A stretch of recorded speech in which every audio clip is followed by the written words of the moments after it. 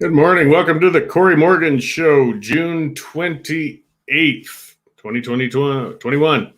Got an interesting one coming today. It looks like for those who've been watching that case out in Ontario with Adam Skelly of Adamson Barbecue, he was kind of the first guy to take a stand last fall against lockdown restrictions with his business. Much like Chris Scott in Alberta, they lined up in the end, hundreds or whatever, a crazy amount of police officers at one point with a big barricade outside of Adamson Barbecue to block Skelly from opening and managing to make a living. He became the symbol for resistance against the lockdowns in Ontario, and he was charged, of course, under a whole number of charges, which finally got to court this last week or so. It sounds like this morning a judge has thrown out the charges against Adam Skelly. I'll get the full details, and in a short while here, I'm going to have Karen Skelick coming on, and she's been writing for the Western Standard and covering this out there in Ontario and watching this case, as well as a fellow named Chris Weisdorf, who was apparently in the courtroom today. We'll find out just what's happened. It's really interesting as we see all these charges that have been coming out province by province against people, for breaking lockdown restrictions.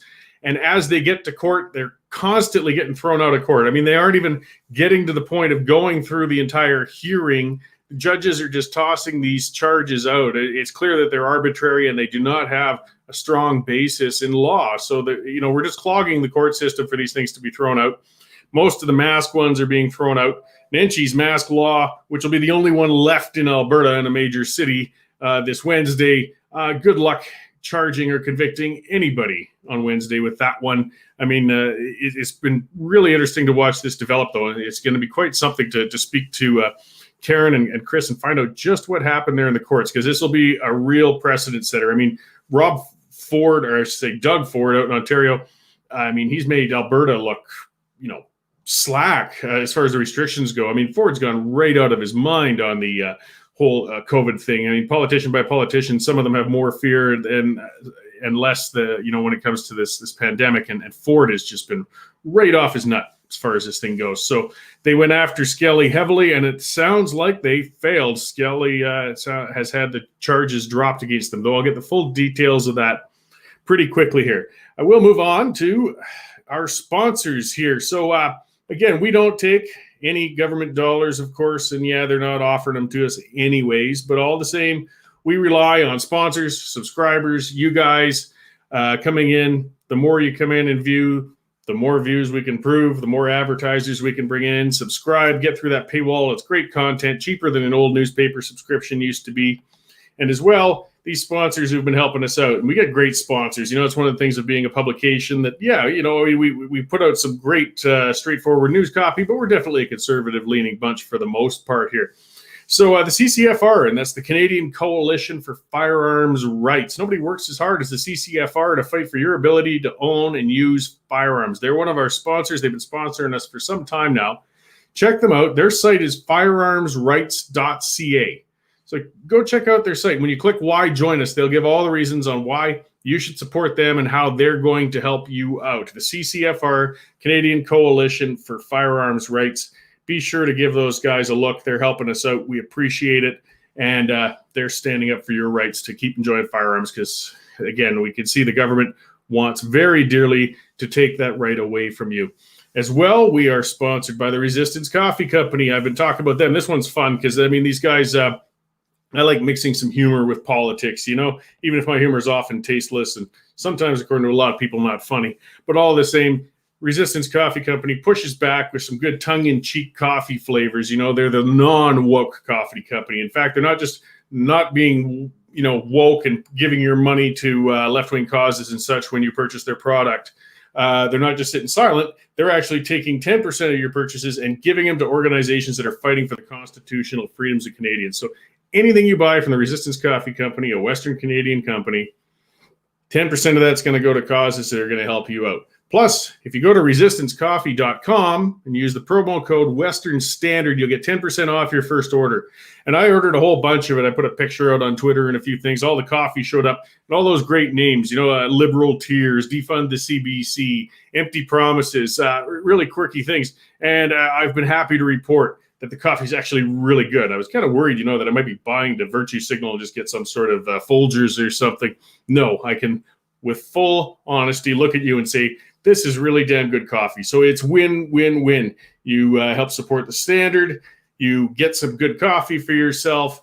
And these guys will dedicate some of your purchase money towards causes like the Justice Center for Constitutional Freedoms, who are standing up for the rights of people who have been charged under the crazed, arbitrary personal restrictions of liberty that have been done under the guise of saving us all from the COVID. So please give those guys a look. Actually, I don't know if I read their website. I better do that. It's resistancecoffee.com. And like I said, put in Western Standard as a promo code on your first order, and you'll get 10% off of that, and you'll get some great coffee. So I see Karen Skelick sitting in the lobby here already. I'd love to pull her in because I want to find out just what happened there. This kind of dropped and broke recently here.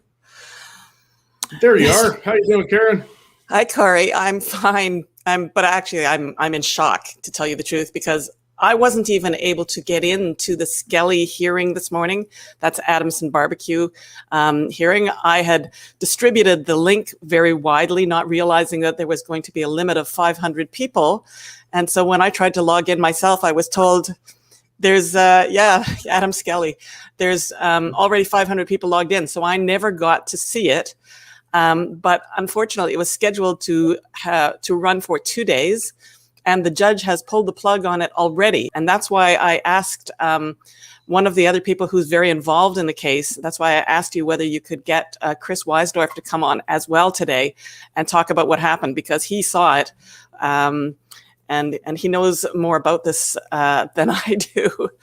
Yeah, absolutely. Well, and you've been covering this for a while. And as you said, like, this has kind of been the precedent setter. I mean, this is the big case. This is the crackdown. In Alberta, we're doing it to religious leaders. In Ontario, they've been going after Adam Skelly, who I keep accidentally calling Chris. That's because Chris Scott in Alberta is our Western equivalent who's been trying to run his Whistle Stop Cafe. He's had a number of charges laid against him and dropped, and I think he still has some pending now. So can you give a bit of a full background then on Adam Skelly? Most of the viewers are familiar with the case, but it's probably they know. Yeah, his restaurant, he has 3 restaurants actually in the Toronto area called Adamson Barbecue. And I've actually just been reading his affidavit evidence that was before the court just today. I didn't have a chance to read it until now. But he's been a great entrepreneur. And when they brought in the lockdowns, at first he did lock down and then realized that this was destroying his business. He had to lay off his employees. It was destroying a whole bunch of families, and it was going to wreck his business. And so he decided that he took a lot of other measures too. He tried to contact people. He tried, freedom of information requests, and wasn't getting any response. Was getting, sort of stonewalled at every turn. And so he decided that the best thing he could do would be to try civil disobedience. So he's the guy that you probably saw the videos last November. I think it was 3 consecutive days. The police came to shut him down, and they tried, stronger and stronger measures. And finally, I think on the last day, there were literally hundreds of police officers there, including dozens of mounted police. And finally, they arrested him, put him in jail for a while. And shut the place down. So ever since then, he has been preparing to have his case heard. And today and tomorrow, the hearings were supposed to take place. All of the evidence had already been prepared by affidavit. So there wouldn't be any live testimony and cross-examination. All of that's been done in the background. And it was just supposed to be the judge hearing the constitutional challenge today, and then, reaching a decision on the constitutional issues after tomorrow. And then deciding whether he had violated the law, because if the law gets thrown out as unconstitutional, then he hasn't committed any offense. So that was what was supposed to happen yesterday or today and tomorrow. And the judge suddenly, after I don't know, maybe about 90 minutes into the thing, said she didn't have jurisdiction, is what I've heard. I wasn't in it to hear, but she pulled the plug. So it's not going ahead. Well, and that's quite interesting. So it's a jurisdictional issue, because I mean that's part of what I'm looking forward to hearing from Chris. Hopefully, he can come on to see what the rationale was to toss it out before everything even got rolling, because this is a pretty big case. Well, that's what she said. But, if there had been any jurisdictional problems, I'm sure the lawyers for the Attorney General's office, the opposing counsel for the province of Ontario would have raised that if there had been any chance of that being a real issue. So I don't know what happened to that judge. I don't know whether she got marching orders or whether she got cold feet. It's a mystery to me, but it's going to be very interesting to see what happens next. I think, the dismissal of the case will have to be appealed. So it's not dead yet. This case has fabulous facts. It has fabulous evidence. The people who are preparing this case went to a lot of trouble to get excellent expert witnesses. There's half a dozen expert witnesses who are, producing all of the evidence that many of us have been hearing for over a year about the PCR tests not being valid ways to measure a true crisis. All that stuff was ready to go. It's before the court, and she trashed it. Well, I see Chris in the lobby there. We'll bring him in and see what he's heard and what the judge said that he could find there. So here we go. Hello, Chris Weisdorf. Welcome to the show. Hi. Thank you very much for having me. So you were watching the proceedings then this morning? I only caught part of them. I couldn't get on for a while. Someone recounted the proceedings to me and told me what was going on. We were talking about it via email, but the point is, the court screwed this up from the beginning. I inquired about the Zoom limits, the Zoom technical limits, the capacity limits, well in advance of this proceeding. They knew that there would be, and it was reasonably foreseeable that there would be more than 500 participants, and that they should do a webinar style format or use another platform if it was insufficient to handle that many participants, because we expected thousands of participants, or certainly. So when people couldn't get on, they stopped. But I'm going to be absolutely blunt about this. This is a complete joke. She said it's dismissed for lack of jurisdiction. The government, in practical terms, if they felt there was a lack of jurisdiction, the government could have brought a motion to strike, and that would have been the correct action if they had a problem with that. And absent of that, the judge could have adjourned the proceeding to allow us to do what the government in court wanted. But of course, that would have been logical, reasonable, fair, and just. And can't have that with such a politicized case. I will say further that, in terms of bringing a notice of constitutional question, that's what the entire proceeding revolves around. This is a notice of constitutional question. It revolves around sections 2, 7, 8, 9. There was also section 15 in there. It didn't have enough room to argue that. And also section 36, subsection 1, which is about equalization and equal opportunities. And in addition, there's section 91. The federal powers regarding quarantine, and regarding the federal criminal law power. So that notice was delivered. It was served and filed. There was no issue with it, and that was on February 1st of this year. So the Supreme Court has held repeatedly regarding what type of limits are there to a notice of constitutional question. The only practicable limits are that a notice of constitutional question should be filed at least 15 days ahead of the hearing, and there must be a sufficient evidentiary record. And as I said, they've weighed in on this many times. I know all the cases off the top of my head. There's a case, Dunedin, in 2000, Ducey-Boudreau v. Nova Scotia in 2003, Vancouver v. Ward. That's a true landmark case that swung the door wide open for Section 24 damages. That was in 2010. Then there's Guidon v. Canada in 2015. It's a tax case. And then in Ernst v. Alberta Energy Regulator in 2017 about an immunity clause in Alberta in their Energy Act, shutting people up under Section 2B of the Charter. So this is being weighed in on, and this is a very clear error in law that this would be kicked on such a on a technical matter when we have a massive evidentiary record. They've had notice since February 1st. This is the first time in Canadian history that I know of, since the Charter was enacted in 1982, that a notice of constitutional question served and filed months ahead of time was refused to be heard. First time ever. You can bring a notice of constitutional question in any proceeding at any time. It could be in POA court with respect to POA court that's what provincial offenses here. It's just Alberta and every other province has the same kind of thing. You can bring a notice at any time. You just need to follow whatever the statutory guidelines are regarding the actual time of notice. So in Ontario, you need 15 days, and you need to serve it on both the attorneys general and then get proof of service for them and the prosecutor or whoever the other party or parties are, and that's it.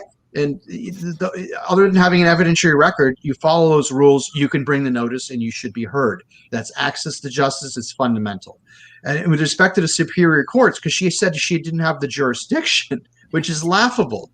The superior courts in this country have the broadest jurisdiction and maximum power and authority to hear every civil proceeding, especially constitutional proceedings. In a free and democratic society under British common law, one is subject to natural justice and perhaps fundamental justice. Simply put, one has the right to be heard, and that right was denied to Adam. Access to justice was denied.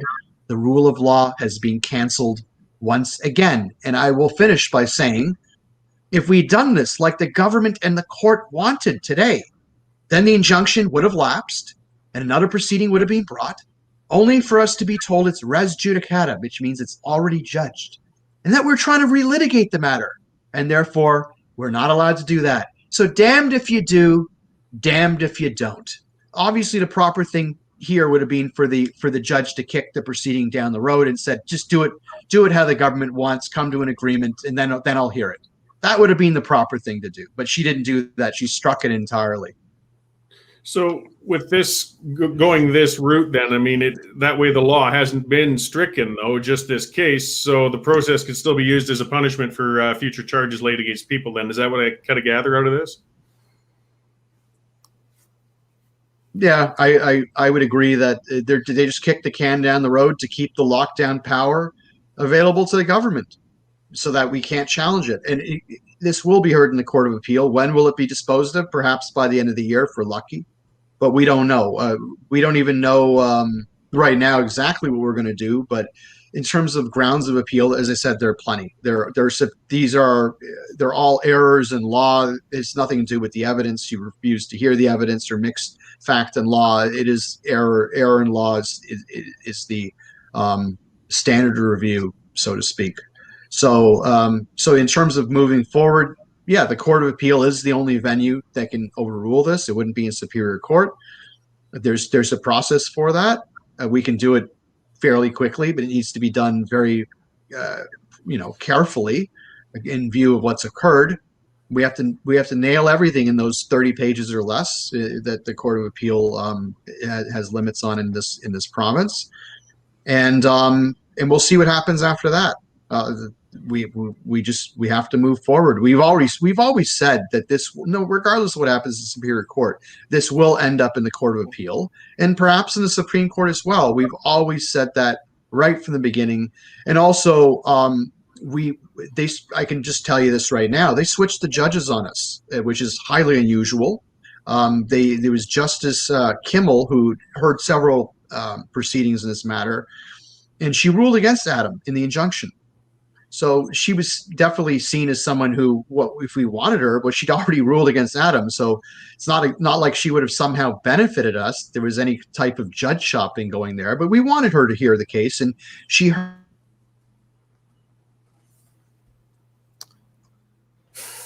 heard a complex in July of 2020. It was a complex charter case involving 5 experts on both sides. And it was a case that was in the pipeline for over 3 years called DiCienzo v. Ontario. It was, a vision impairment case, so Section 15. And Justice Kimmel ruled against the government on Section 15, saying it's not saved by Section 1. So, well, what is our case about? It's obviously not the same matter, but it's the same format. Justice Kimmel would have been perfect for that. Instead, all of a sudden she said, "Well, there's a scheduling conflict," without an actual schedule. There's no schedule. She said, "There's a scheduling conflict, so I'm stepping aside, and Justice Akbarali will be hearing this matter." So a letter was written to her after that saying, "You're seized at a proceeding." another judge, Justice Myers, stepped in and said, well, she's no longer assigned, so this letter made its way for me. Then he scolded counsel, saying it's judge shopping, and that he cited commercial list practice and procedure. That's bankruptcy practice and procedure, as well as a commercial insolvency statute, a federal insolvency statute, to say this is routine, to switch the judges. It's routine. Well, there's no problem here. Meanwhile, Ack Brally has never heard a complex charter challenge. 95% of the cases she's heard were family law cases. So the other judge would have been more well equipped to hear such a challenge. Why they kicked her, and also apparently removed her from the civil team. Why did they remove her from the civil team? Ack Brally was moved to co-head of the civil team. She didn't do any civil cases, a couple of very softball, very simple Section 2B charter cases. Why did they move her to the head of the civil team? Or co-head? Why did they dismiss the other justice? For what reason?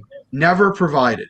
So, is this a reasonable apprehension of bias case? I don't know. I would say the main thing is serious errors in law. These are no-brainers. You cannot limit a notice of constitutional question and say, sorry, can't hear it. It's Superior Court. Never done in Canadian history, period.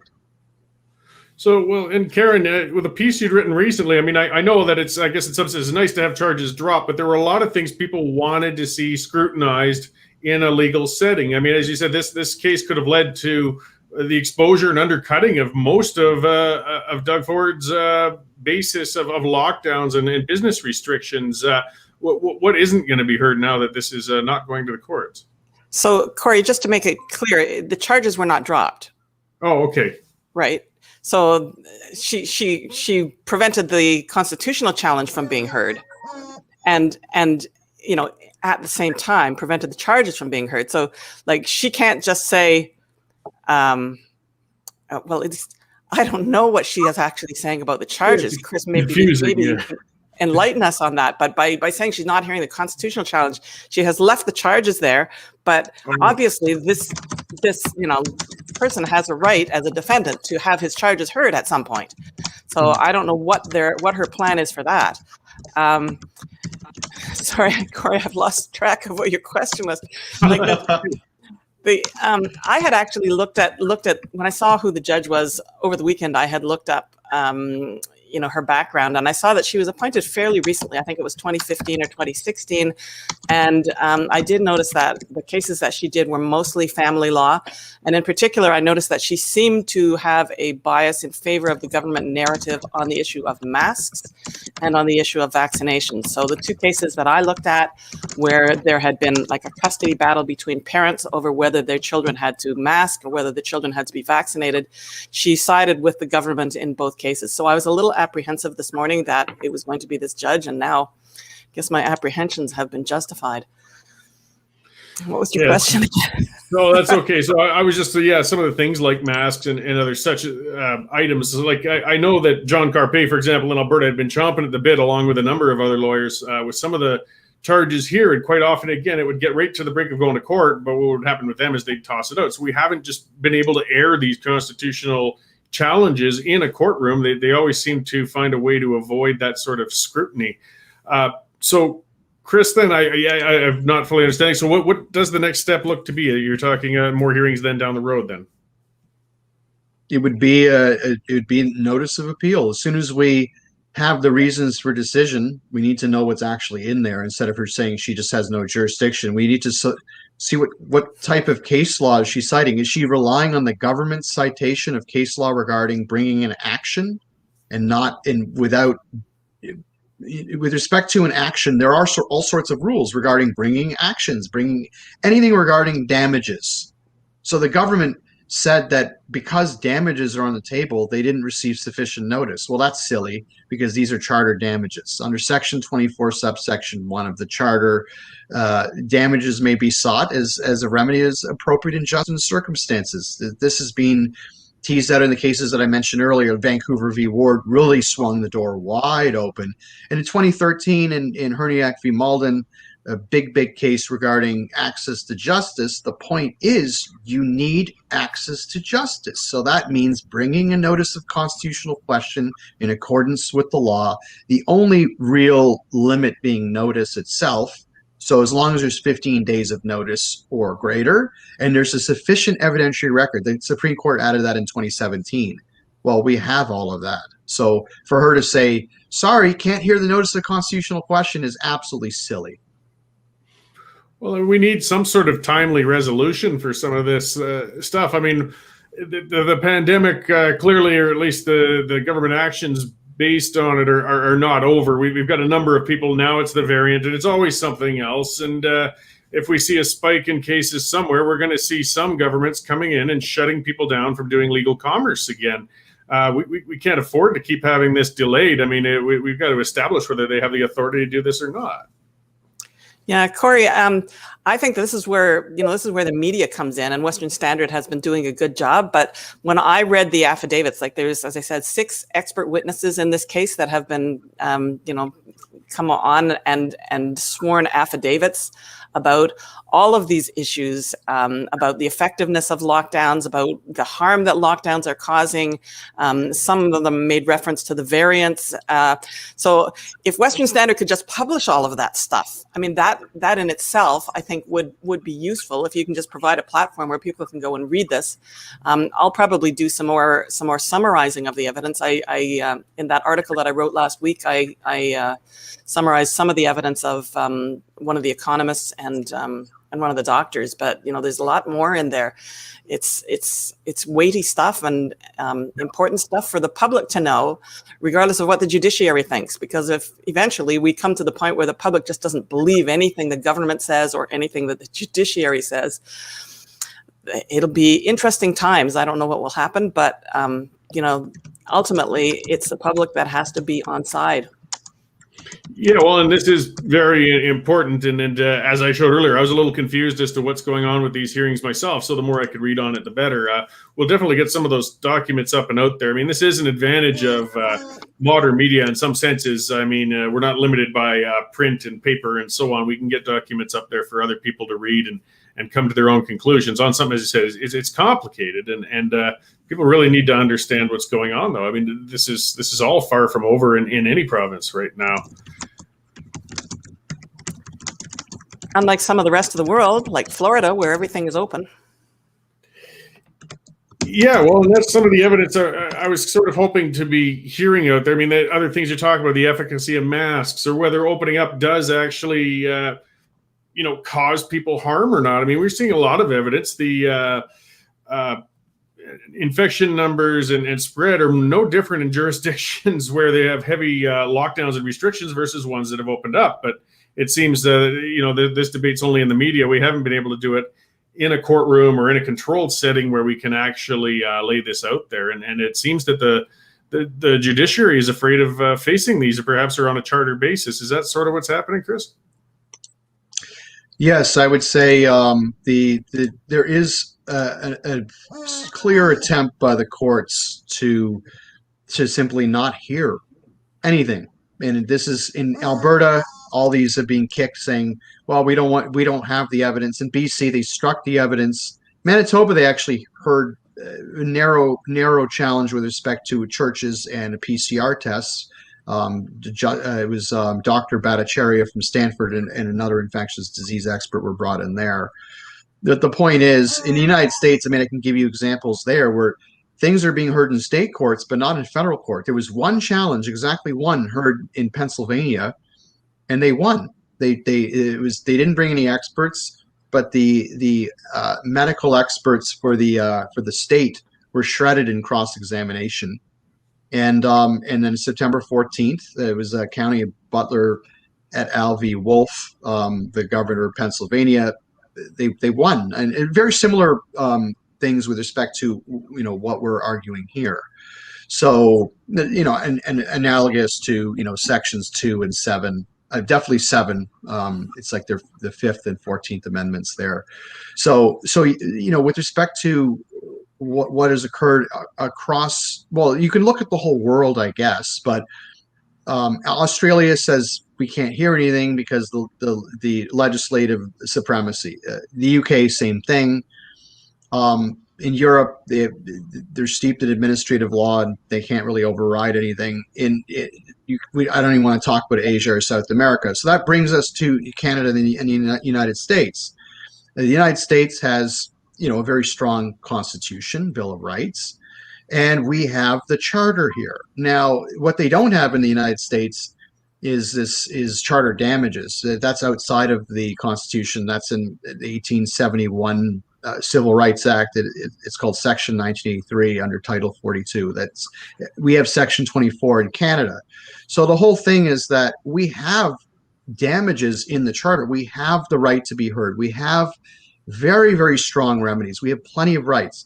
But whether it's the United States or Canada, in the U.S., they got on this stuff early. It was April of 2020 when the first challenges were brought to court. And guess what? They still haven't been heard yet.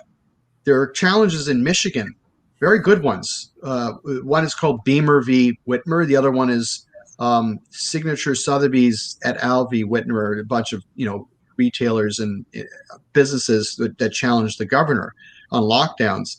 They haven't been heard, and they're well over a year old, those cases. The latter was actually had the U.S. attorneys in Michigan intervene in that case. They requested a jury trial. They haven't been heard. The other cases, there are a bunch of other ones in Ohio and California, New York. There's a bunch of them. They haven't been heard. But the Michigan ones were brought the earliest because of the overreach by the governor there, and they haven't been heard. The ones in Canada, the only ones they seem to be allowed to be heard are the ones with no evidence. So whether it's the federal court challenge where they didn't bring one expert, or the BC challenge where the expert evidence was struck because it wasn't brought, that's the Baudouin v. BC challenge, where the Chief Justice ruled against the churches there, or it's in Alberta, there's various challenges there, some very good ones, and they were all dismissed or kicked because they didn't have evidence, or the government said they didn't, they needed more time to present evidence. The point is, they will not seem to allow any challenge to be heard when they have a good case, when they actually have evidence, when they have proper pleadings. And in this case, we had everything. We had proper notice. We have notice of constitutional question. The government never had a problem with any of this until they wrote their factum 10 days ago. Then all of a sudden they had a problem with it. They could have brought a motion to strike. They said, yeah, the court doesn't have the jurisdiction. This wasn't brought in accordance with the rules of civil procedure. They could have brought that motion to strike. That's why they have motions to strike. They're a dime a dozen. But they didn't bring one. So at the end of the day, how did we lose? Well, we lost because the judge simply refused to hear Adam on unknown grounds. She should have been able to cite some case law, something to say, sorry, can't hear it today. She should have had something ready.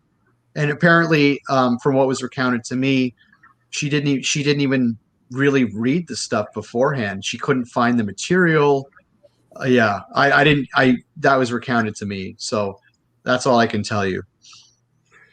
Yeah, well, and it's a distressing development then, because there's a number of cases all across the country coming down the pipe, and if the government or the judiciary could keep using this ability to keep them from getting heard, we could see a lot of problems. Like in Alberta, we've got Ty Northcott, who held a rodeo, and he's going to be charged. We've got a number of pastors who have been charged.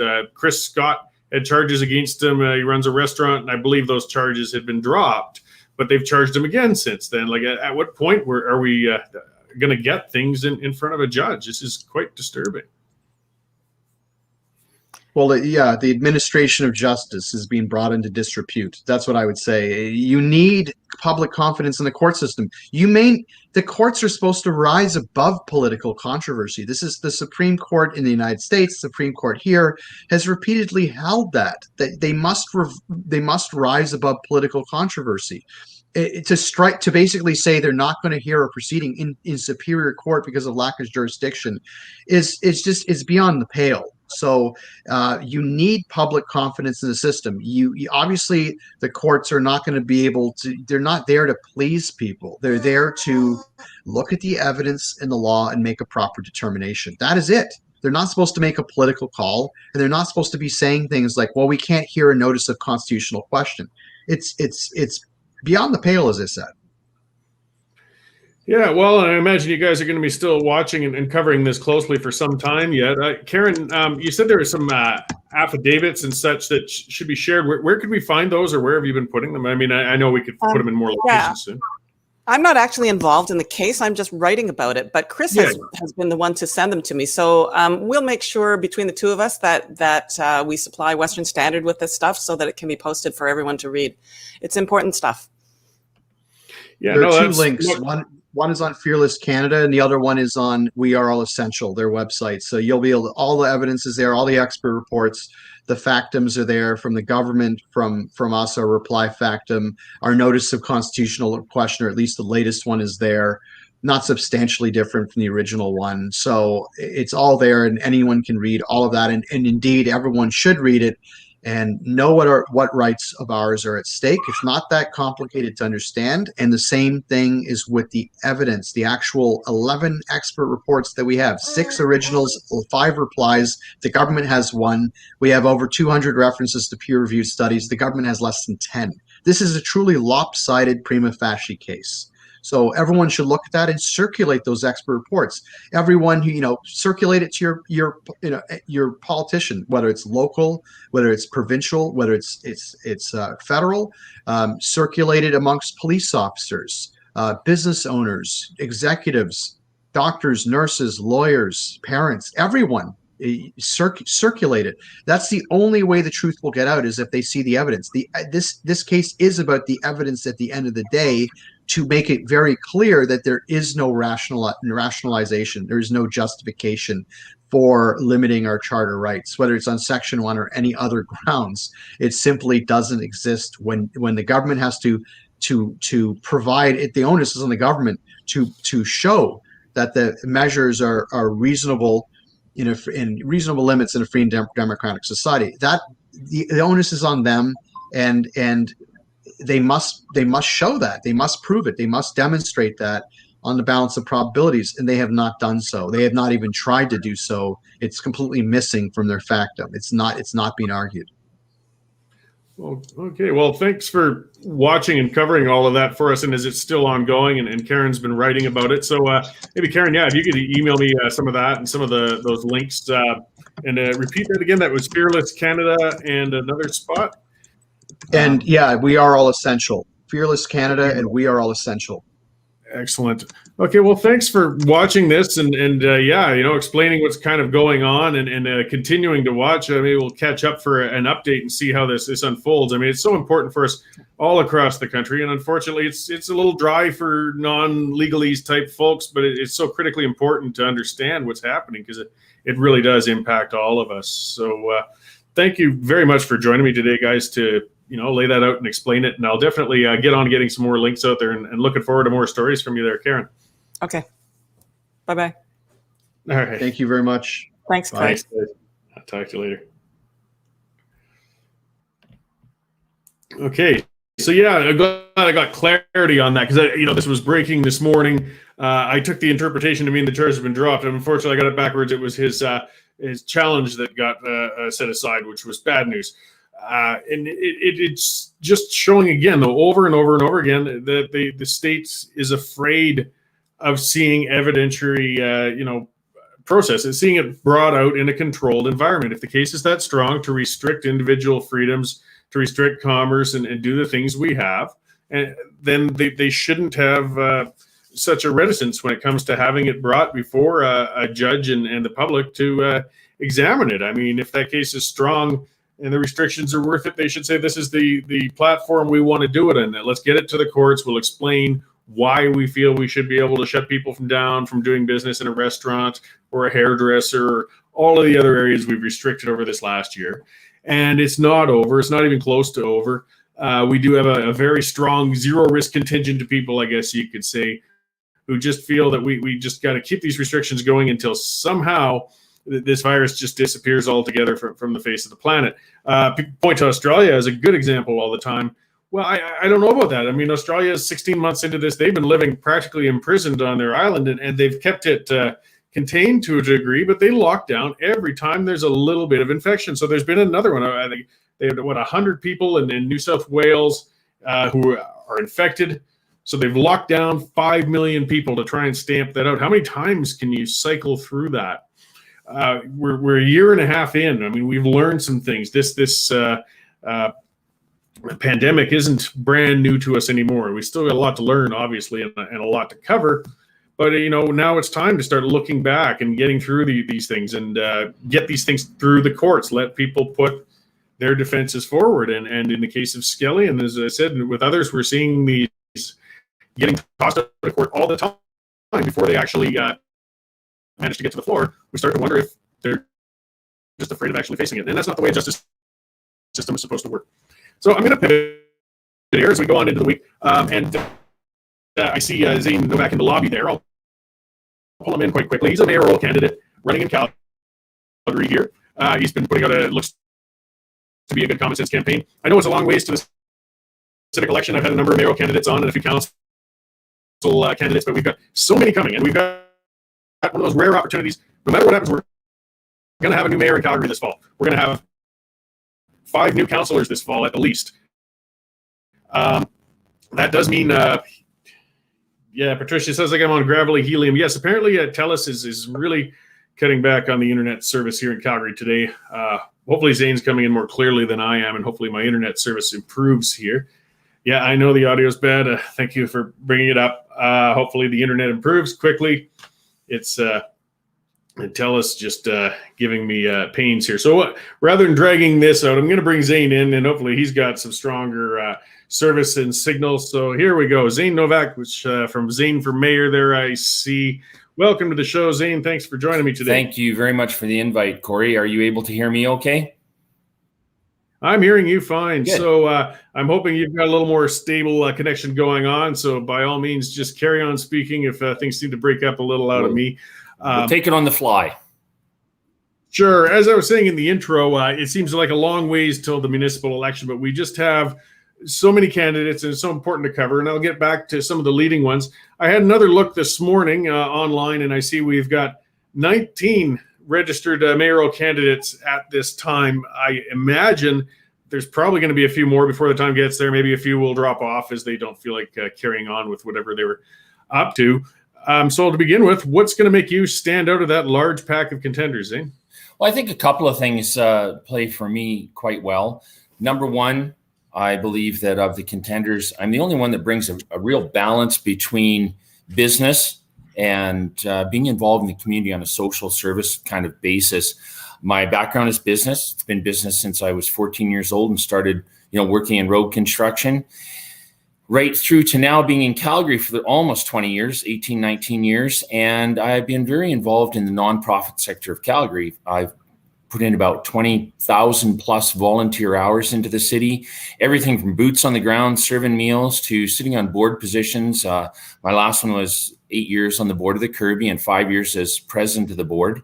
So that kind of gives me a balance between, the business side of things and then the social services at-risk community side of things and how those two work together. And I think that that's a crucial piece in understanding how to run a municipal city. One of the crucial pieces. Yeah, well, and there's a lot. We'll get into a number of them. Since it was some, I guess you could say, at-risk citizens, that's a big issue. Not so much perhaps, things like the Kirby and that, but I'll go into that. I mean, something that people are very distressed about, and we're seeing a lot more, is issues on the streets. I mean, addiction is a real crisis right now. Homelessness. People aren't feeling safe downtown. Where could we go as a municipality to try and address some of these issues? Because you get some jurisdictional challenges going on, some pushing back and forth between the province and the city on it. But the problem is all of ours right now. Absolutely. It's everyone's. I have a townhouse literally a block from the Sheldon Schumer safe injection site.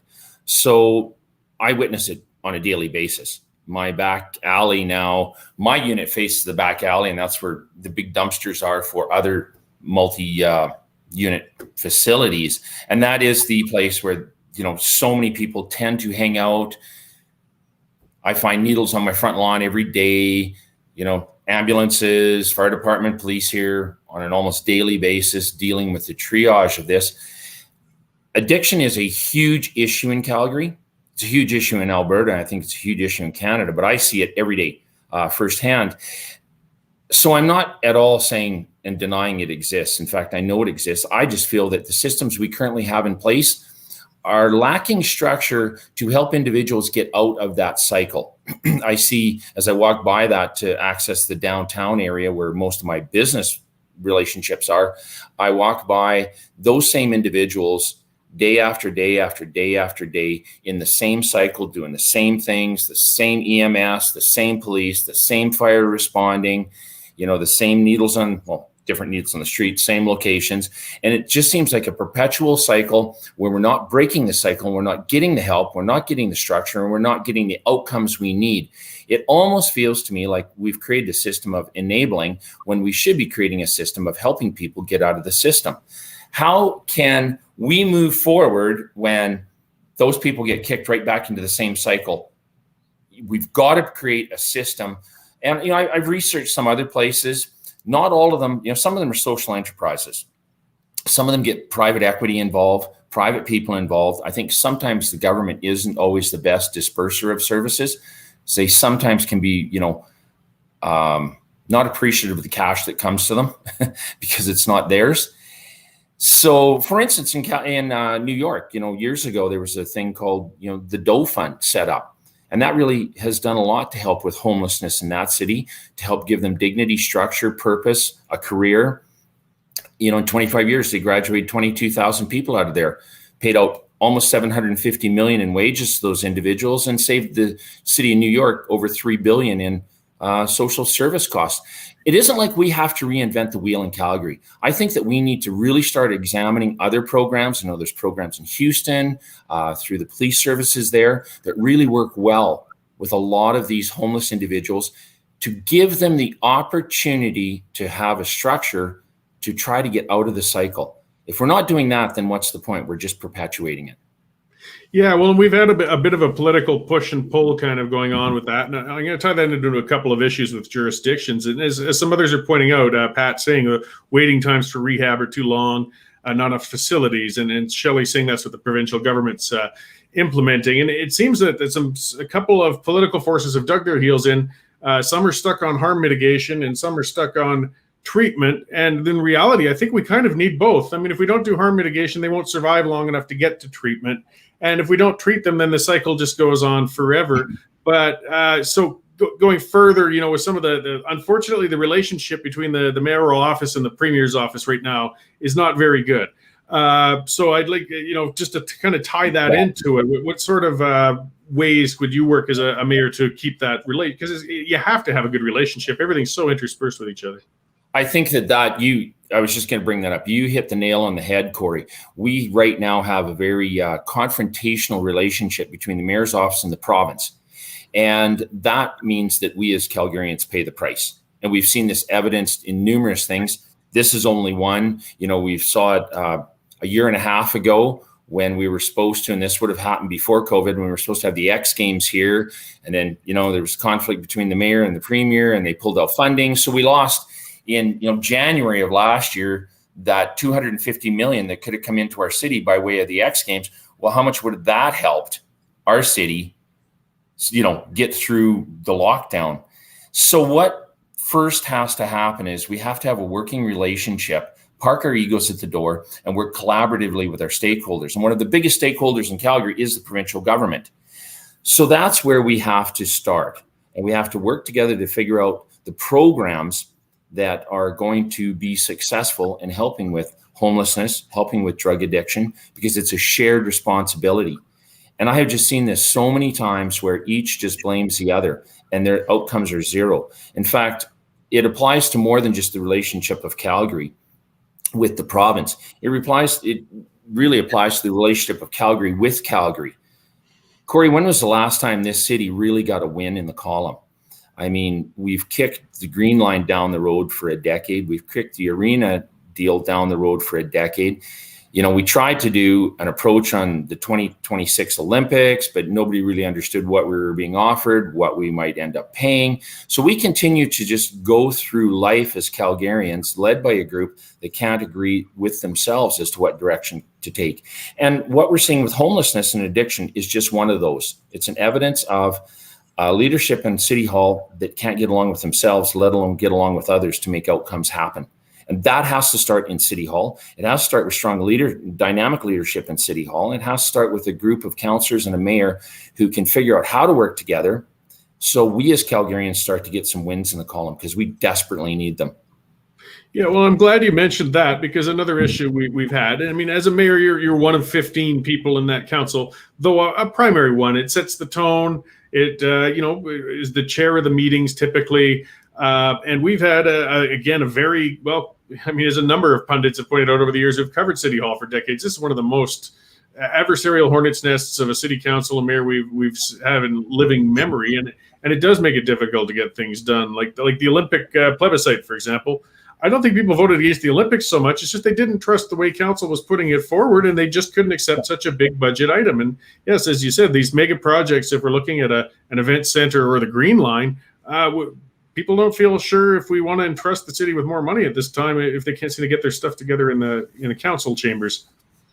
Exactly. And so one of the things that I want to bring into City Hall, I want to try to introduce biannual reviews of all major projects, whether they're ongoing expenses or capital expenses, such as a Green Line or, the BMO Center, the new conference center.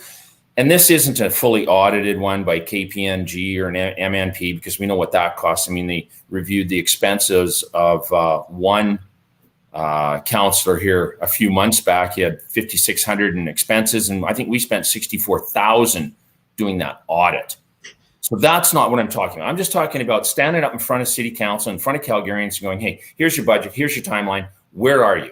Are you on time? Are you on budget? And if not, why not? And how are you going to get back? All we seem to hear as Calgarians, oh, this project has gone 6 months, a year over time, and another 10 or 20 million or 100 million over budget. You got to cough up more. And it seems to me that the reaction from City Hall consistently is, well, we need more taxes because we got to pay for things.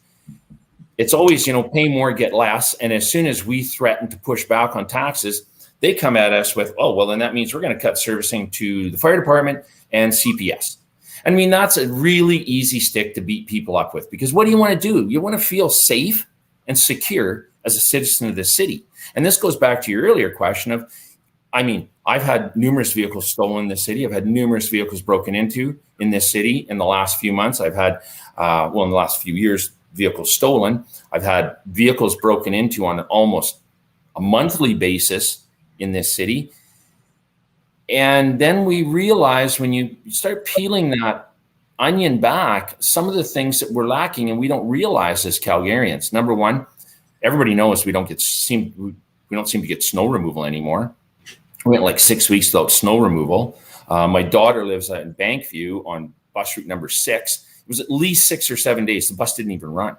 I mean, how? Because they won't put winter tires on them and they won't plow the streets. So how are we servicing our citizens?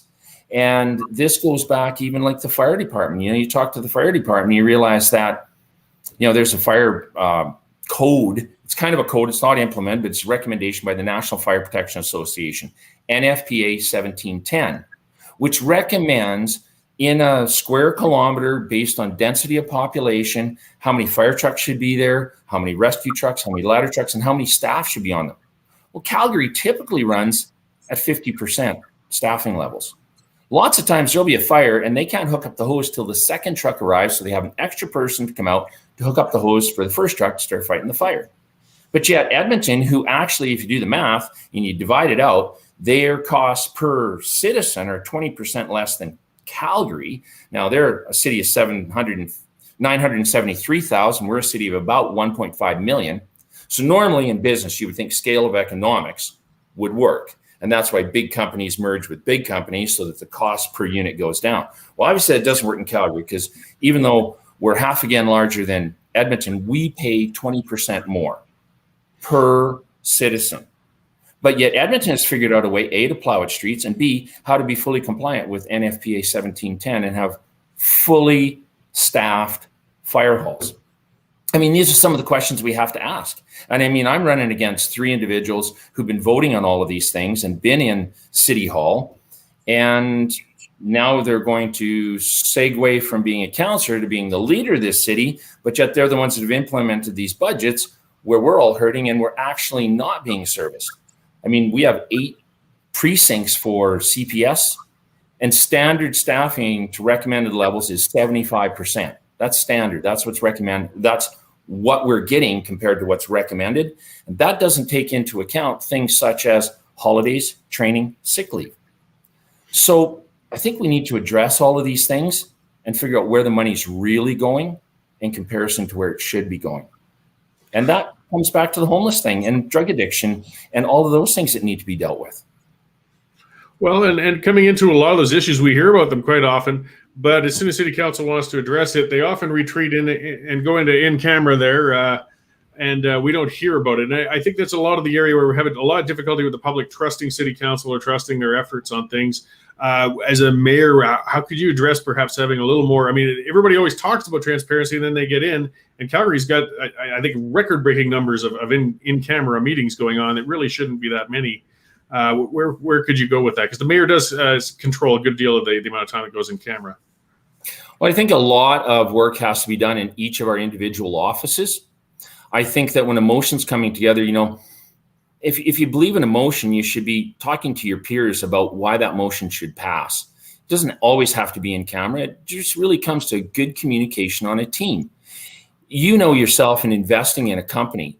If you have read the reports and you see that the C-suite, you know, the CEO, the CFO, the COO, and all of that group are infighting continually and do not have a good working relationship or a dialogue, or if the board is in the middle of a hostile takeover or all that kind of stuff, you're not going to invest in that company.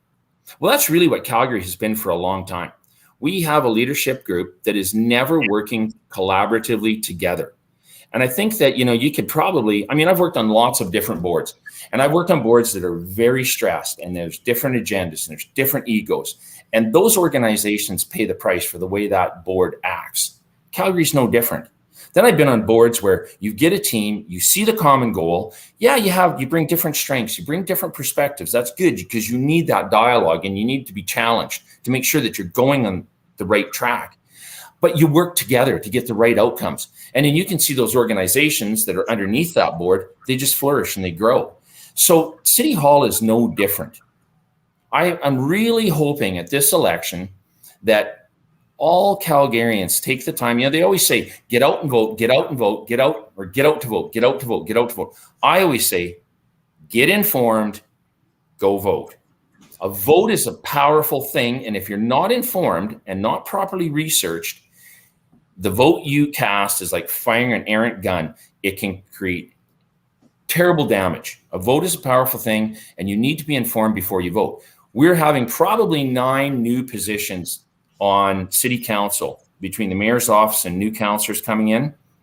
I really hope the Calgarians get engaged, do their research, find out those who are willing to take a stand and make a difference so that exactly what you said, Cory, we can get some transparency.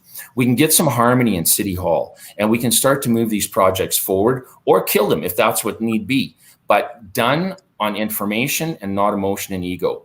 I think that that is so crucial that we get a team in City Hall that can work together, not with a 4-year plan, but with a 30-year plan.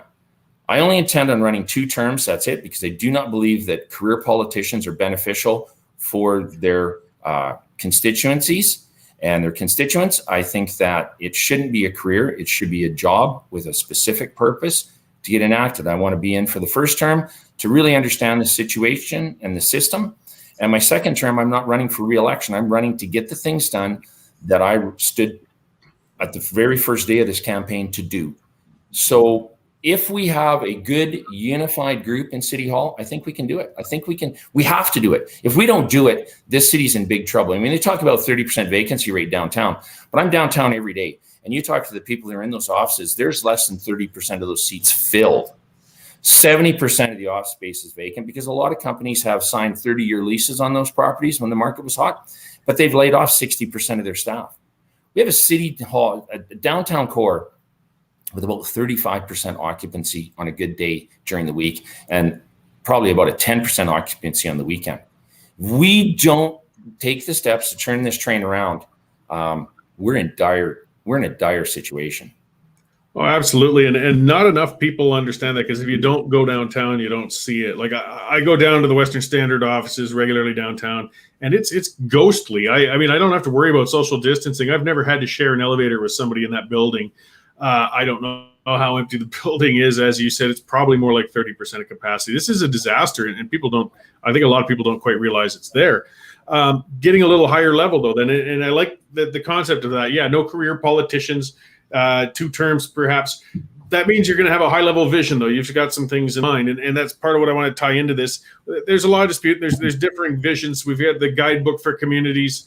It's a lot to pack into one, but I mean, where could you see the downtown going as it evolves? Because we're in a big changing turning point right now. And what about the inner city areas where the infills and developments are going, or the suburbs where, again, a lot of population is moving, but that's putting pressures on infrastructure maintenance and such.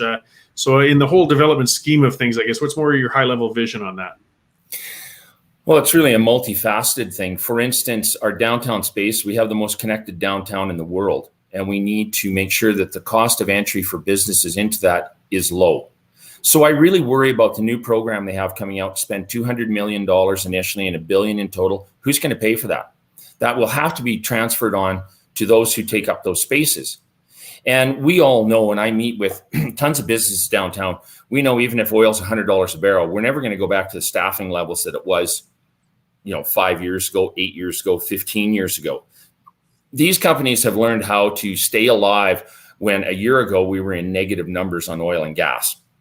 They're never going to go back to the freewheel spending that they had. So we're never going to fill those spaces. So to fill those spaces, we need to appeal to, the small business startups, the entrepreneurial individuals, and for all of them to get going, it's cost of entry. It's about cheap to get established and get going, because they're, working on a dream and a shoestring budget. So we start putting $200 million, then $1 billion into the downtown. Who's paying for that? I think we're just actually, if it made fiscal sense to take some of these old businesses and towers downtown and put them into a low income and low cost housing, I think the private sector would have already jumped on that. I think the only reason they're doing it, or will do it now, is because there'll be government money and they'll get their $100 million to convert a building, and they've made their money up front. And I worry that, by turning these buildings downtown into low income housing, then how do we attract dynamic businesses to take office space in the building next to a low income housing unit, and their employees walk past that clientele every day? Like, we're competing with Vancouver, we're competing with Toronto, we're competing with San Francisco, we're competing with Austin, Houston, we're competing with all these markets. And your employees come here and they go, okay, well, Vancouver, I got the ocean. Toronto, I got, mega city. Calgary, what do we have? Oh, you're going to put me in an office building next to low income housing. That may not be the way to go. I think that we need to, first of all, carry the narrative for this city to the rest of Alberta and Canada and the world that we really are an entrepreneurial city. We have the highest percentage of post-secondary graduates of any urban place in Canada. Over 90% of all businesses in Calgary are, small businesses. We go and we spend millions and millions of dollars chasing these unicorns like Amazon or Google to get, 1,000 jobs, 700 jobs, which is great. But in truth, we have so many dynamic businesses in this city. I've toured a few of them. I was at a place called Air Sniper. They have this unbelievable ultraviolet system to kill all bacteria in the air. I met with another gentleman. He makes this ECMO, which takes your blood. Basically, if you've died, they put a port in, takes your blood out. It bypasses your heart, lungs, takes the CO2 out, reoxygenates it, and actually brings people back to life after dying. We have all these businesses here, but we get no municipal support. We get no provincial support. The individual with the ECMO, he actually had to go to China to get it built and to get it funded. Stuart Henley with Air Sniper, he's selling those units not to AHS, not to anybody in Alberta. No, he can't fill enough orders going to Ontario to fill those schools with these Air Sniper units to clean the bacteria out of the air. Why are we not showcasing these businesses? Why are we not supporting these businesses? I mean, I think that our solution to a lot of filling these spaces is right under our nose. Let's start supporting, the small businesses. We need to look at agricultural technologies. I mean, agriculture is our second largest resource in this province. We need to look at clean energy. Our oil and gas industry, for all its flaws, is still, what funds most of this country. And we have created most of the leading edge technology in the world. I defy you to go to any major hydrocarbon play in the world and not find Alberta technology there, but we never talk about it. We don't showcase it. We need to start showcasing these things along with solar and wind and all the alternatives, but we need to start showing the world what we actually do, and we do it well. And I think Calgary can be the hub for that developmental industry.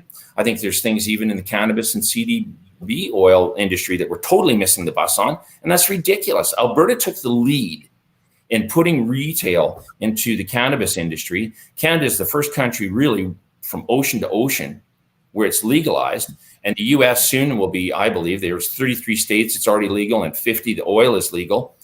We should be showcasing how to commercialize and monetize that and export that technology to the US.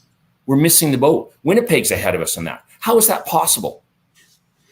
No, and it's good to hear that, and it's refreshing because there's been an attitude, and it's driven a lot of Calgarian business owners mad for some time. And we've seen some insane small business tax increases, literally 300, 400% tax increases. The small business owners actually had to rally outside of City Hall a couple of years ago to give them a reality check. And that money was being given to Calgary Economic Development, who is taking that money to try and draw in outside businesses through subsidies. So they're getting taxed to try and draw in competitors.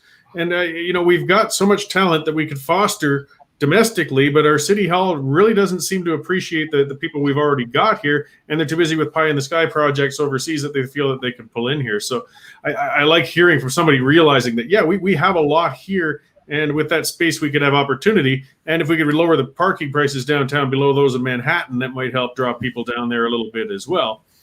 Exactly. Like who's going to come downtown for a $20 meal when you got $40 in parking? I mean, it's ludicrous. We have to start doing things that create lower boundaries of entry into the business and into the marketplace. And by spending $200 million revitalizing, by spending millions of dollars and thousands of person hours trying to attract the Amazon, the Googles. And we know, if we give them everything for free, they will eventually come here. But as soon as we stop giving them everything for free, they're going to go back to market and they're going to relocate to Winnipeg or Toronto or wherever. That at the same time, I really think the solution is right in front of us. I also have another thing called the participatory budgeting program that I want to roll out to help support geographic and demographic communities. I think that, we have so many strong ethnic communities here. Yesterday, I was at Prairie Winds Park, and there was a dedication to where they're going to erect a statue for a Filipino hero from back in the 1800s, Jose Rizal. And I mean, that community is so strong and so dynamic. There's 80 to 100,000 Filipinos here, and they've worked for how many years? Years to just try to get a statue put up. They don't have a community hall. They have nothing that they can claim as their own. Why are we not working with these communities through social enterprise so they create their own vision? Yeah, we give them the seed money, but then it's a social enterprise, so it isn't continual sinkhole of cash, where they do their parades, they do their festivals, they have their community halls, and they share that. It's done in a way that they share that with other communities. So it doesn't create a silo of isolation for this community or that community, but it's a shared understanding of cultures. I think that, we talk so much about systemic racism, which is an issue, but I think one of the best ways, instead of, when something happens, there's a hate crime that happens, we've had them here, everybody gets the microphone, they scream and they yell for 5 minutes, and then next week they're on to another topic.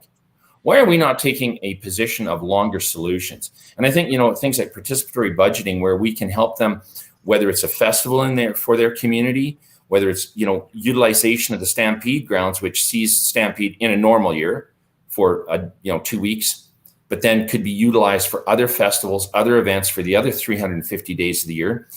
Showcasing those communities there, maybe even working with CBE. I understand it's in their president's goal to work along with this, where we start showcasing these different cultures through our school. Their dress, their food, their dance, their history, all of these cultural things. I really think if you want to, minimize racism, that comes when you're walking down the street and you view someone as a neighbor and not a foreigner.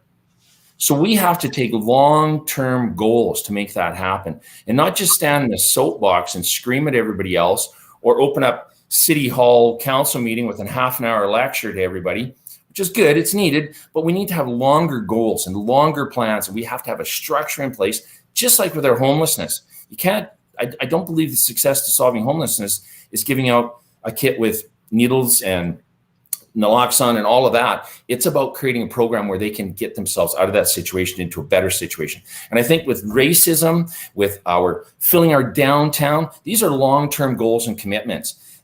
And so many of the solutions, I believe, are right under our nose. Let's start working with what we have here. We have visionary people. Cory, for many years, we had that saying in Alberta, the Alberta advantage. But I think what created the Alberta advantage was the Alberta solution. We are a city and a province of resourceful people. I mean, how many times, guys, let's say, for instance, out on a rig, it's 35 below, you got a tool stuck on a $4 million drill in a hole that costs $4 million to drill. Are you going to ban it? Or are you going to figure out how to solve it? We solved it. And those things became our Alberta advantage. And we've gotten away from that. We need to get back to that. I think that we have the visionary people in this city to lead that charge, not just me, but people I work with, people I associate with, advisory boards I want to put together, whether that's in, the small business sector, whether that's in the housing sector, whether that's in the transit sector, whether that's in the homelessness sector. We have so many skills here, and City Hall has never looked outward. They've always looked inward, and the only time they look outward, it seems, is to blame the premier, the economy, the opposition, like whoever it is, to blame them for our problems. It makes me so sad. I often hear other Canadians speak disparagingly of Calgary and that, we're becoming a city of complainers. I'll tell you what, I know thousands of Albertans and I know thousands of Calgarians, and we're not complainers. We're not whiners. We're doers. But we need some guidance and we need some direction to do. And I think that that's where City Hall really, I don't think it's City Hall or government's job to create jobs. I think they do a terrible thing of it. I think the WE program is the character of how bad that ideology goes. But I think what a government should do is create a structure and a process where people can create prosperous jobs. And that's what's beneficial for this city. And that's the vision that I have, part of the vision I have. I appreciate that. And I think a lot of what has to change too is just, it's attitude and cultural even. I mean, these are not, physical things to be pointed at, but we've had a rough one for some time now. And some of that, yes, constantly just making excuses or blaming somebody else when perhaps, hey, well, you've got the job, look to what you can do on your own, rather than shooting outwards all the time. Because as you say, it gets tiresome and people are seeing that. And it's giving a culture of defeat, I think, or what it looks like if people are considering relocating towards Calgary. So you're into campaign mode for this summer. What are you going to be getting up to? I know it's limited. We don't know what week by week what's open and what's not, but it's looking pretty good so far. Where can we look forward to seeing you in the next couple of months here? So what my campaign team, myself, are working on, we're working at reaching out into the community and holding events at, smaller venues, little restaurants, coffee shops throughout all the communities so that we can engage with people. We know that social distancing and all that is still a priority and a concern, and we want to be respectful. One of the things we're doing too that we've initiated, we have a hashtag program. One of the things I've never, ever resonated with is lawn signs. Long before I ever thought I'd have anything to do with politics, I've always disliked them. I thought that they were ugly, unattractive, not complimentary to our beautiful city. And the other thing that really has always rankled me about them is that coroplast they're made out of literally will live for centuries in a landfill. A single-use purpose to put someone's face out there, and then it lives in a landfill for centuries. Now, my team, we will have to at some point in time get a few of them, but we're trying our best not to get ourselves in that race. So what we're doing is we're using biodegradable and chalk paint and all those kind of things, and we're hashtagging the city. Not just Zane for mayor, but other hashtags like, waste to energy. I already have an advisory board put together of how we can take our waste in our landfills and turn it into energy. I mean, other cities do it. There's like 400 of them in Europe where they don't have the land like we do here. So that's one of the things, recycle your plastic, not your politicians. We need new politicians in office. We have all these different hashtags about Calgary. And so that's part of our advertising marketing campaign that we're doing to get awareness out there. And they're biodegradable. They're going to disappear with very, very little environmental impact at the end of this campaign. So that's some of the things, reaching out to the community, making sure that we're being heard and that we're listening. Because I actually started this campaign over 2 years ago under a platform called Calgary 2.0. We have a website and everything. At that point in time, I was still very involved in the nonprofit world. So I could not really be running for an elected office. It could have been construed as a conflict. I've obviously retired from all those board positions now, but I wanted to start this search and starting to reach out to Calgarians and learn from Calgarians, 2-3 years ago. So we still want to do that. We want to hear from Calgarians. I mean, I always say, I know what's in my bubble, but Cory, I don't know what's in yours. And I certainly don't know, it's in all of the Northeast, the Southeast, the Northwest, the Southwest. We need to hear what those Calgarians have as issues and concerns. And so that's what we're doing this summer. We're learning from our neighbors, and we're getting our word out there. And we are really trying to make people realize that there is a different direction this city can go that will lead us to far more prosperity than the direction it's going right now. Great. Well, thank you very much for coming on and sharing some of what you're about, what your campaign's doing. So where can people reach you to get more questions answered or take part or help with the campaign? I would recommend they go to my webpage, which is www.zane with the number 4 mayor, zane4mayor.ca. And you can read, I actually just posted a thing on there called My Vision, because people ask me about, what I see for the future and what would I like to do. So trying to be a little utopian, I wrote a document called My Vision. And what I did is I just transported the readers to 8 years and 3 months from now, which would be the end of September of 2029. Like I mentioned, I only plan on running 2 terms. So that would take us to a few weeks before another municipal election, which I would not be running in. I would not be a participant. But I walked people, the reader, through a day in my life of what I would see if I could, bring to fruition my dream, what the city would be like, what the meetings would be that I would be having, and how that would look for Calgarians 8 years and 3 months from now. So I really recommend go to zaneformayor.ca, read My Vision, reach out to volunteer. We can use more volunteers. We can use more donations. We're going to win this, but we need the support of Calgarians to do it. Great. Well, thank you very much for coming on. I look forward to watching your campaign unfold over the summer, and hopefully we'll touch base again once we get a little closer to voting day. I really appreciate your inviting me, Cory. My phone is always open for you. So is my website, my email. You know how to get a hold of me. Happy to participate again. Thanks for the time. All right. Thanks, Zane. Thank you. So there's our municipal politics segment for the day. And again, as I was saying at the start when I was going into the intro and the internet was misbehaving, but we have so many candidates, but it is going to be such a turning point, municipal election, for so many reasons. I mean, we're changing a number of people who are going to be in office no matter what happens. We're in an economic crisis as we sit there. There's no getting around that. I mean, this pandemic is just beating us down. So the more candidates and the more people we can listen to and talk to, the better. I mean, one of the things that does resonate with Zane for sure is get that informed vote out there. We've got people have got to research. They got to make up their minds and choose wisely. So there was interesting, and Mike Bird was talking about with the yard signs. Yeah, that's something I've ranted about before though, which is I don't like the signs so much either. And as somebody who has managed a number of campaigns now over the years, you spend so much money. I mean, I'm going outside of the environmental end. I'm just talking the fiscal conservative end. You've got a campaign, you've got a budget of so many thousands of dollars, and you go and spend $5,000-$6,000 on these signs that you stick on public land all over the place. My issue isn't so much lawn signs. There's a lot of value, I think, in people demonstrating their support and showing their neighbors, and it also encourages candidates to actually get out there and knock on that door rather than just drive to street corners and pound signs in on them. I wouldn't mind just seeing the signs gone from the public land. We don't need them. They don't have much effect. They cost a bunch of money that could be better spent on other things. It might be pizza and beer for the volunteers or another brochure drop or anything. But those signs are just so wasteful. And you do only use them once. I mean, I'm not a Sierra Club member by a long shot, but it is pretty wasteful to see that Corplast all made up like that, used for a month with very, very little effect on the campaign. and then dumped into the garbage at the end of it. It's a wasteful practice, but it's hard to get out of because, of course, you don't want to be the candidate who backs down on signs, and then it looks like the other candidate's got more signs than you, and the race to the end carries on. So I don't know the full solution, but I do think they are a real wasteful way of campaigning that really don't do a heck of a lot of good.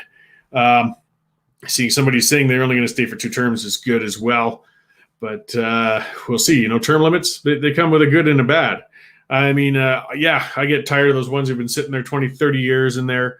But at the same time, there's something frightening with a politician when they're reaching the end of their term. When they got 1 more year left, they got nothing to lose. And then you can really start to see the bad side. I mean, if there's an actual term limit, if there's something saying they can't run for that office again. Again, I like term limits in general, but everything comes with a good and a bad. So, yeah, I'm going to get it rolling. We're coming in, and it's going to be a summer break, and we're going to change some of our digital stuff. As we've seen, it has some challenges with the live feed lately. It limits us. Well, for one, this internet is driving me bananas today. And getting guests in and on. I'm going to be doing another one on Friday. I'm going to have Tim Moen as a guest. He's the leader of the Libertarian Party of Canada. He's just resigned as the leader of the Libertarian Party of Canada. So we'll be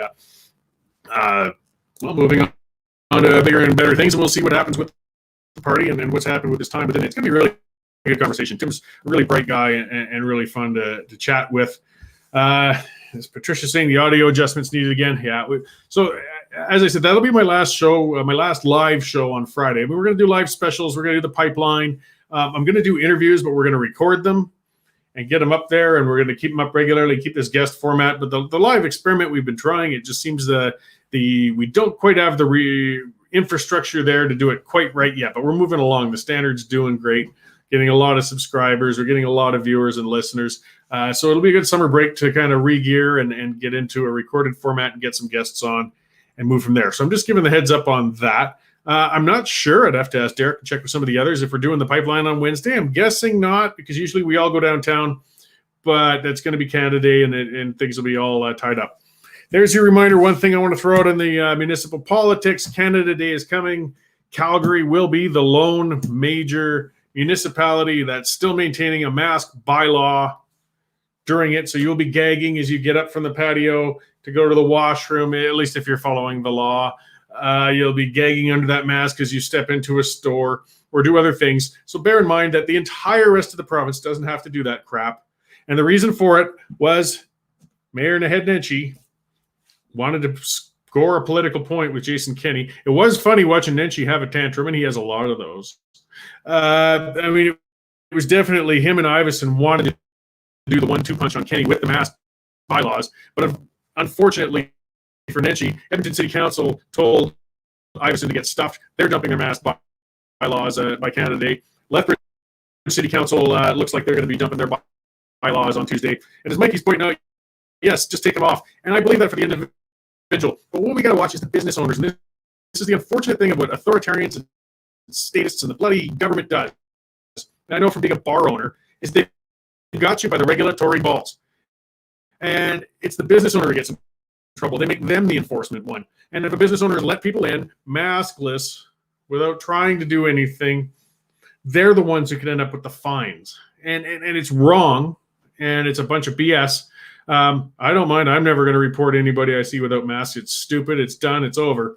And I think most people feel that way. But if a business is still demanding it, I'm going to respect that. I'll either go to another business, which is what's going to happen in Calgary a lot. People are just going to go outside of the city for Canada Day and for this heat wave and shopping and doing other things. But aside from that, anywhere you don't have to wear one, well, again, I'll leave it to the individual, as Mikey's saying. It's the choice. That's the thing. If you want to wear one, wear it. If you don't want to wear one, leave me alone.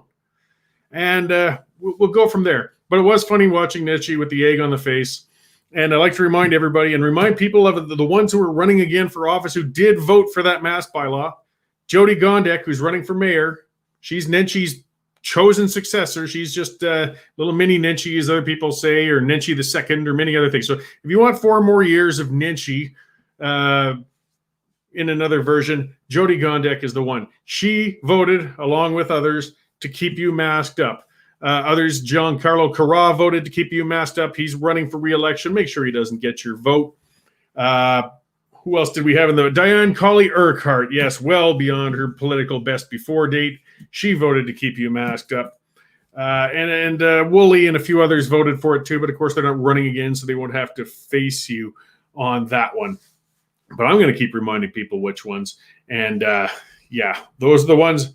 Don't vote for them. And as Mikey's pointing out, yeah, in Medicine Hat, they've been reasonable. Yeah, and most of the province has been reasonable. This is just political game playing, and we're the ones who suffer. And some people say, oh, it's just a mask. It's no big deal. Kiss my ass.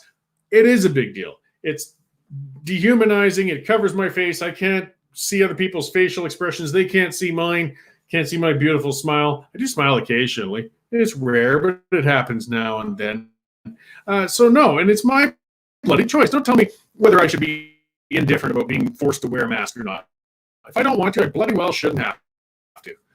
We certainly don't see the infection numbers to justify it. Now, I'll close up. Of course, got to get back to our sponsors. Good subject, the CCFR, the Canadian Coalition for Firearms Rights. I was thinking owners for some reason. I go all the way back to LUFA and some of the associations back in the 90s when they were coming after us with the gun registry. But no, this is the CCFR, Canadian Coalition for Firearms Rights, and their site is firearmsrights.ca.